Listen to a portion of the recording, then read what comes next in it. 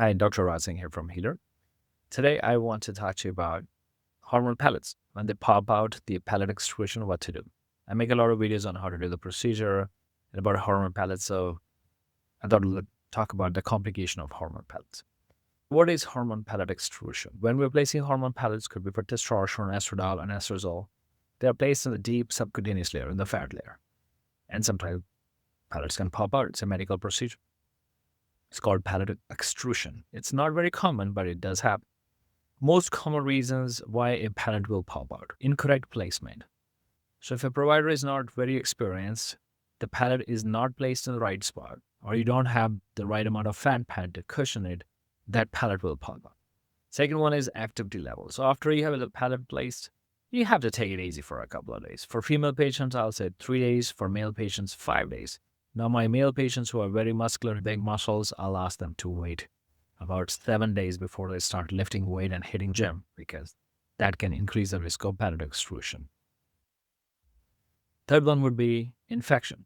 If the pellet is not placed properly, not placed under sterile conditions, or the patient went swimming or sitting in a hot tub, all those things can cause infection. If there is infection and inflammation, that pressure will cause the pellet to pop up. Number 4, probably it would be the least common. If someone has immune deficiency or their wounds don't heal very well, they don't approximate very well, those can increase the risk of pellet extrusion. So what to look for if you're concerned that your pellet may be popping out? Pain and redness in the area where the procedure was done. So if it's really painful, really red, you got trouble. Now, a little bit of discomfort is common, but if you're having severe pain in that area, generally that means that the pellet is migrating upwards, because it'll cause much more discomfort. Infection, increased pressure in that area, you'll be able to see. So you can see in this picture, the pellet is about to pop out. This is a few days before the pellet actually will pop out. And then you can see, of course, the visible pus and discharge once the pellet did pop out. How to prevent a hormone pellet from popping out? Find an experienced provider. Someone who has a lot of procedures under their belt. They are more skilled, naturally, because they have more experience. So choose an experienced provider. Minimize the activity level. 3 to 5 days, take it super easy. Keep the area clean, keep it dry. Don't go swimming. Don't go running. Don't jump in a pool. All those things can cause infection. Don't sit in a hot tub. Avoid direct pressure on the area right after the procedure. So if you have the pellets done today, move around. Stay active. Don't sit in one spot for like hours at a time, because that will increase pressure. It also pulls the skin apart when we're sitting, and it can open the wound. All right, so let's say you've been a good patient. You did everything you were told. You found the most experienced doctor. You followed all the instructions, but the damn thing still popped out. Now what?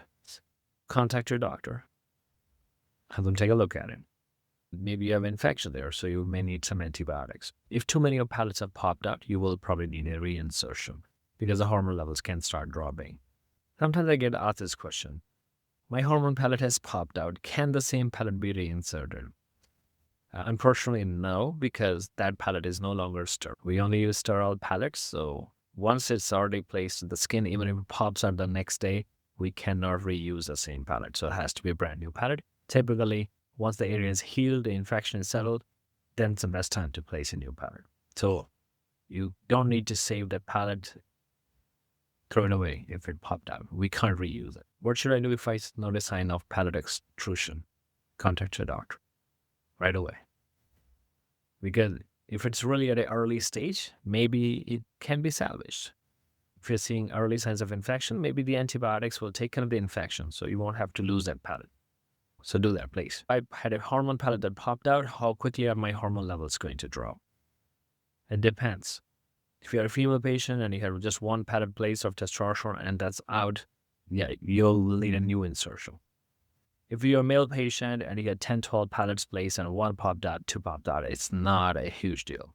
Generally, what that means is that you may need a pellet insertion a little bit sooner, just 2-4 weeks sooner than was originally intended.